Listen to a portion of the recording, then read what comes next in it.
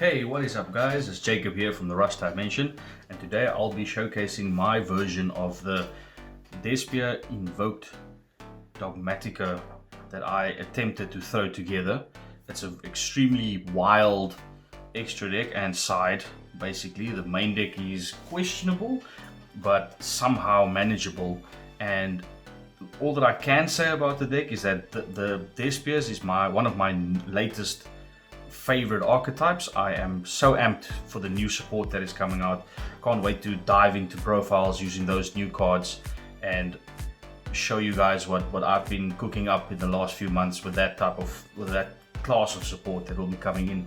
I actually feel that this will be a very slept upon archetype going into the next meta, going into next year basically. So this is going to be my version of it, and we're going to clock it down from today, and hopefully this actually picks up in representation all over the world, and hopefully some of the ideas would come from what I've got here.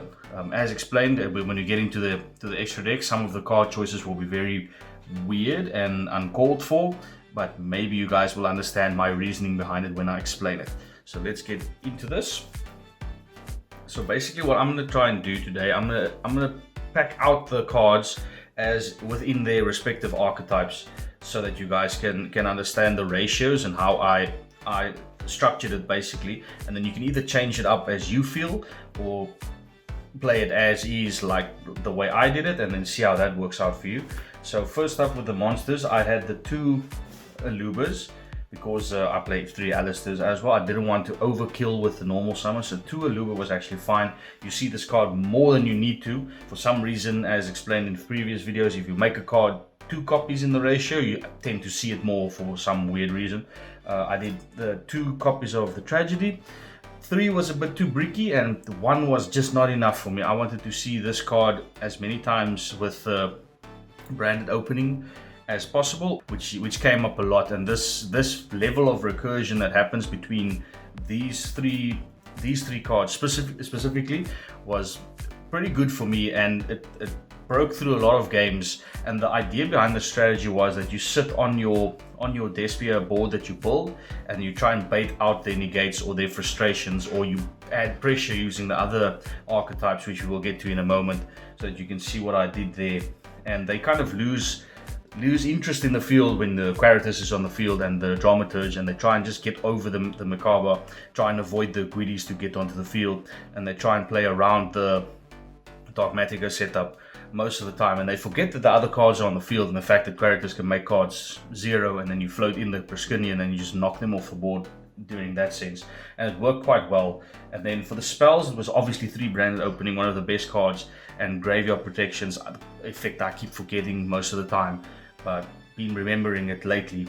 I don't know if it just didn't come up, but the one time that it did come up, I forgot about the effect that you can banish this to protect your fusions, and it actually lost a few monsters of that effect, but it was actually fine, because then you trigger the Aluba's effect or the field spells effect, depending on which combination you have on the field. And then I went down to 1 theater. I played 2 theaters at most of the locals that I played, and it was good drawing into it, which is fine. If they banish the one, it's fine. If they destroy it, it's fine. You don't have to waste the Tragedy on setting this back to the field, because there's another one in the deck that's coming pretty soon, or you can add it off the Aluba. So I dropped this down to 1 to add in 1 copy of Shaddoll Fusion, but we'll get to that part in a moment. So that is it for the Despia section of the profile.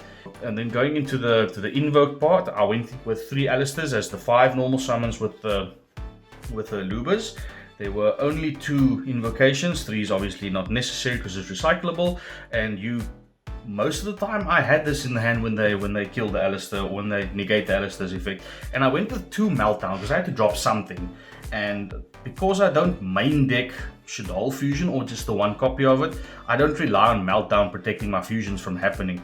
And the opponent doesn't know this, so they have to use resources to get Meltdown off the field unnecessarily, because this is not part of my main strategy. So that they burn resources getting this off the field, and I'm just like, okay, fine, that's completely okay with me. I got the Alistair of this, and that pretty much just serves this purpose. Going second, of course, this is broken with the Shadol Fusion, so you want to see this going second. So I didn't want to go less than 2, and I just felt 2 copies was good. If you really need to cut something and you're playing 3 Meltdown, cutting the 1 Meltdown is actually fine. I feel that's okay. Just never cut the Alistairs. That just doesn't sit right. And then going into the dogs, there was the 2 Ecclesias, because you can recycle them from the graveyard. There was the 1 Fleur. I actually thought about jumping this one up to 2 because 1 was almost not enough, but there was never a situation where I felt that I could not deal with something. I think the 1 loss that I had at the last locals was actually against B Troopers. We played 1 game for 40 minutes, and it was just a 1-0. Literally, we lost in time. I was basically, the guy had 1300 life points left, and time was called literally when the S of battle phase was called. So he managed to push over most of the cards and then got enough damage in to win the duel that way.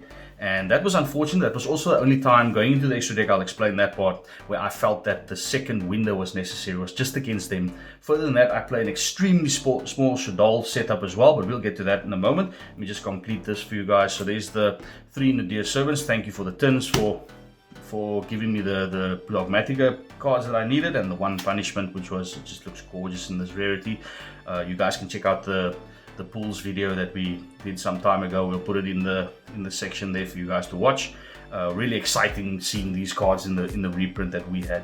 So this was basically the setup. So my idea going into this deck was not really being worried if you see these cards or not. All I wanted to resolve was fusing, either normal summoning the Aluba, adding the fusion spell off it, or the opening if you have the fusion spell, field spell, sorry, and then fusing it and the Dramaturge, and just having Quaratus and Dramaturge on the field. Everything else will be extra afterwards.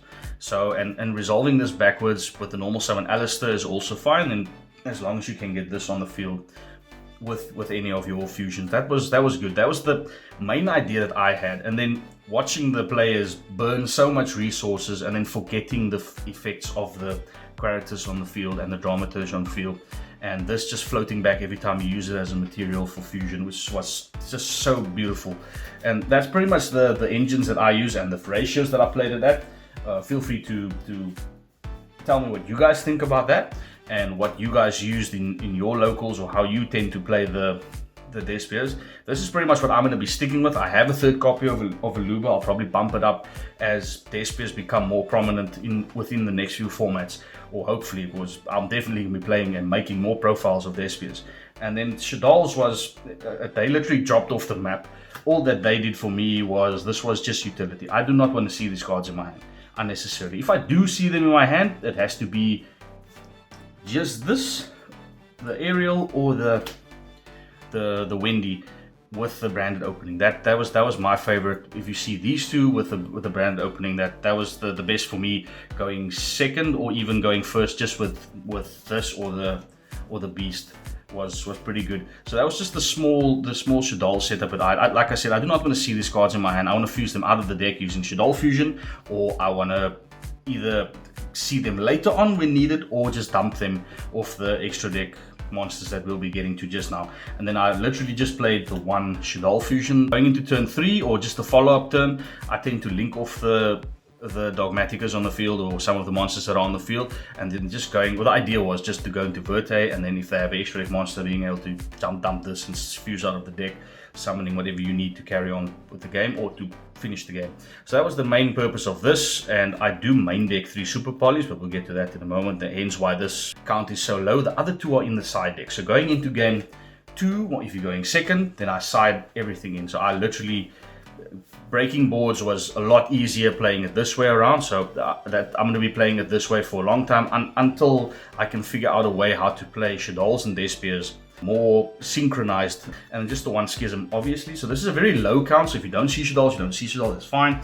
If your Dogmatikas don't resolve, that's also fine. So it's not like I'm not relying on Schism to stay on the field, but like I mentioned earlier, it is so fun watching them setting imperms in this column, or using so much resources to get this off the field, because they are so scared of what's happening, because they don't know what happens in the extra deck, and I obviously don't tell them that. But watching them play around, waiting for the second window to drop or anything like that, it was fun, and it was entertaining at the same time. And then just for the hand traps, We went with the 3 Ash Blossoms standard. You can drop it to 2 and add more other standard traps, hand traps that you feel are necessary. And double Veiler, it was 3 at a time, but I dropped out the 1 Maximus specifically and 1 Veiler for the nibs, because I wanted a light target in the deck to replace the Veiler and the Maximus, obviously. And then still, so if you can either dump this or fuse it out of your hand if you don't want to use it.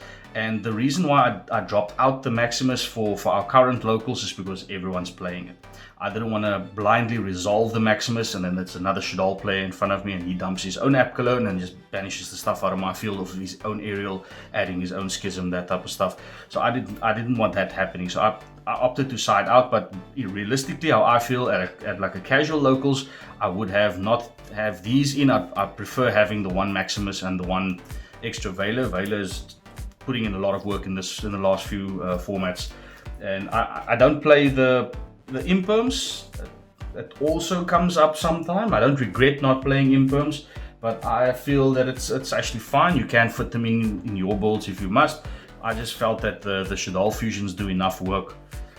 If this resolves, I usually win games, and this resolving multiples of these within battle phase was also awesome. Hence why I do not miss El Shaddoll Fusion. El Shaddoll Fusion is also one of my favorite tech cards to use, and this also being able to use out of your hand. I don't like the discard, so sometimes you don't have enough cards in your hand to get this done, but setting up properly and just managing your resources properly, adding cards off Beast and the Tragedy, there's somewhat of a recursion there, so that was fine. And most of the times I could resolve it. There was just once where I drew this card top decked and I lost that round basically, which was fine. Going into the extra deck, we play 2 characters. I rarely summon the second one, but I just wanted the second one there to keep the combo going or keep the engine rolling, because this is awesome summoning cards out of the deck that they don't expect, or just triggering the cards in grave or on field was very good for me. And then this Proskinian, it came up twice and won both games with this. I like the fact that this says original attack, so you can use this thing, super poly off the board, attack with this, and then it's huge amounts of damage that you can take there. It's actually game changing, and the pressure is obviously a lot greater once you have this thing on the field. And then a very small Invoked setup. You can obviously add Kaliga, because Kaliga Winder is still a very good combo to use. I opted, or you can just add the second Macabo if you feel more comfortable that way. This worked out pretty well for me, having this on the field.